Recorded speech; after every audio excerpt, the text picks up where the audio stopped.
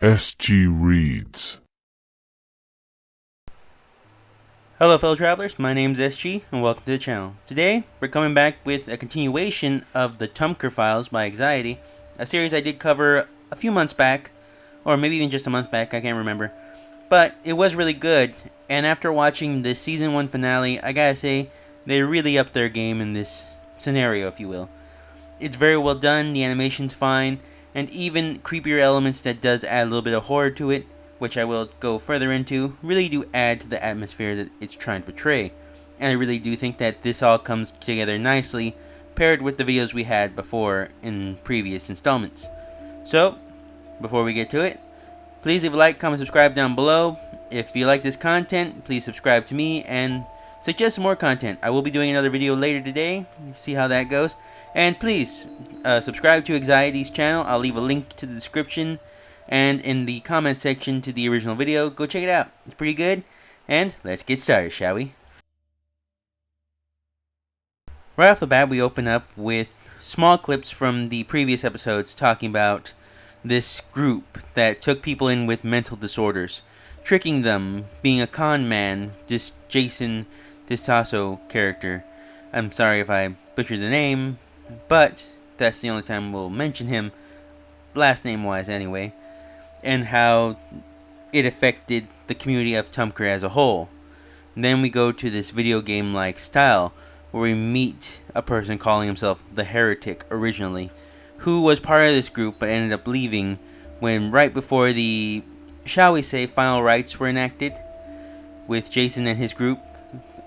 So it's said that he ran away, feels shamed about it, and that he is definitely wanting to earn the graces of Jason back, because in a way he knows that he is not this overpowering, omnipotent being, but at the same time he kind of wants him to be.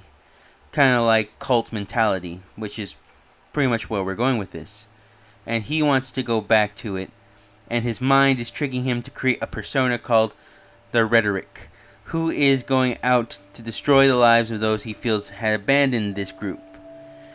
And now in this scenario we meet a young girl whose father was also part of this group, who did run. We do find that there were actually two people who ran from this group before the last rites were actually implemented. And this character, the Rhetoric, taking over the Heretic, decides he's gonna go and finish the job from those several years back, already attacking his former employment along with maybe his possible family, because we do know that is hinted slightly in the words we see, and ultimately taking the family of this second survivor. And from there we get this idea that he really doesn't want to do this, but feels in his mind that this is what this being is telling him to do. He doesn't say he's an angel, even though this creature tries to tell him it is. It's more of just something he's seeing. He even says there's something unhumane about it. But the character that we see in the second half of this footage, the little girl, tells us about the lonely albatross and the con man, which is very interesting and pretty much sums up this whole cult and how these people were reacting to it. How one managed to move on with his life while others just dwelled in being a failure in it, just being a coward overall. And with that, we do know that he is the last thing we saw being recorded. So for now, that's about all I can say. I just gave it a brief rundown. Please go check out the original video if you're interested. I do suggest it. It's very detailed, very interesting. And let's move on to the next part. So for the most part, we will say that the one publishing these videos and the one that's pretty much setting this all up has to be the same person. Mainly because they seem like two different distinct versions of what's going on, but at the same time they're put together. So for the first one, or the first half if I should say, is a game made by the Heretic and was sent to somebody who he claims has a shared experience in this matter, who talks about it in such detail but at the same time is kind of acting as a confession in a weird way, saying that he didn't want to do this but this creature made him do it at the same time. So if I were a betting man, this footage was sent to the father of the girl in the second half of this video. And the girl was the one putting it all together because she's the one kind of at the very end talking about it and showing the videos that she has recorded. So if I had to say, she is the main narrator in this. Maybe she survived this encounter with a Rhetoric at the very end. We're not really sure because we could tell that he really didn't want to hurt her at the end of the day. So I will make a bet saying that maybe she's the one who found the game belonging to her dad, and she was the one that put it all together to make people understand and see what's happening. Maybe in an attempt to kind of make people understand or leave it for the cops to find. But for the most part, we can surmise that she is the one in this whole video as the main lead behind it. What's happening in this seems to be happening in mid-videos, if you will, because, as I said, this is Rhetoric going off and destroying families and lives, becoming what the news article was saying. So this is happening either before the other videos or during the other videos. So as of right now, in present time, we do know that he's still on the loose, if you will. Hasn't been caught. In fact, he probably won't be caught because there's no DNA evidence, and he's made sure that there is no physical way that he can be tracked anywhere. He is on a path of destruction, trying to find salvation in a way, in his own sense. Even though it's wrong, and he knows it's wrong, he doesn't know where else to turn, following this voice that's telling him to do this and that. So for the most part, he's still out there. I believe in this, which will be the next season 2, if you will, because this is only season 1's ending. And maybe this girl will help the detectives find where he is, or maybe she'll charge the lead in her own right. Or maybe I'm wrong. Maybe she is at this is the very end of her story, and the next will be about the cops or about this or that. But for the most part, we can say that these videos happen at the same time, if you will, or if not at the same time, right before it, and we're just understanding who he is, why he's doing this, and for the most part, what's going to happen next is still unclear.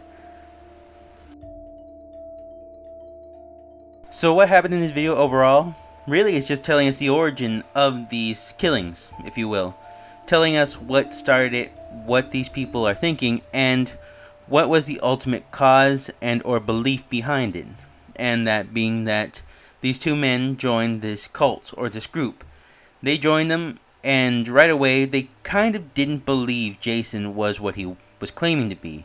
He seemed to actually get swept up with it, Jason, that he was this higher being or whatever, and started to actually kind of consider it himself, such as we know with the Albatross and the con man storyline that we see from the little girl, that these were men that were in a weird place in their lives where they were at their down point, and this man tried to bring them up into it, but ultimately he believed in himself this whole thing at the very end, and led the cult down a very dark path. The two men end up running away, living their own lives, but the heretic decided that he wanted to go off and apologize for abandoning the group, because while he didn't believe Jason was this higher being, he wanted to believe it. He wanted something to believe in at the end of the day. The other man ended up having a family, a job, and ended up living his life. Maybe the heretic was jealous of this, we don't know, because he did seem to follow him. He did know where he was at the end of the day.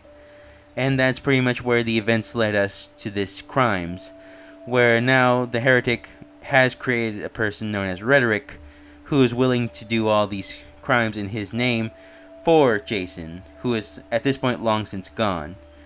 But his methodology and his mentality still remains with the cult. So we'll see how that turns, whether it becomes a bigger story in this world, or if it just becomes just a lone maniac doing his own thing. But ultimately, I do think that we will see more of the heretic coming in and out as we go. And who knows, maybe he's the one that'll be publishing these videos about how he's sorry for these events happening, period. Overall, this was a great finale. I do think that it put everything together, made sense of what was given beforehand, and at the same time added something new by making it from the perspective of the heretic himself. This definitely shows this duality between the main characters, the fight between keeping your humanity, but at the same time looking for something to believe in. So this does add a lot of different elements to it. At the same time, it does give this kind of realism to it. And I do have to admit, the animation itself has definitely upgraded with the video game aesthetic that we got for the first half of the video, and even the cinematography and the direction that we showed the heretic, or the rhetoric at the very end, does add a creepy horror movie vibe, and shows a lot of promise for a season 2 to come out. I can't really wait to see what happens next. I do think that this was probably one of the better finales I've seen for an analog horror series, adding more mystery while at the same time answering a lot of questions that we've had in the past. Please go check it out if you want to. This is a very good finale. I'll leave a link to in the comment section and also in the description below. Go support the original creator. If you like this content though, please leave a like, comment, subscribe down below as well. And I'll see you guys next time. Thanks for watching and have a great day.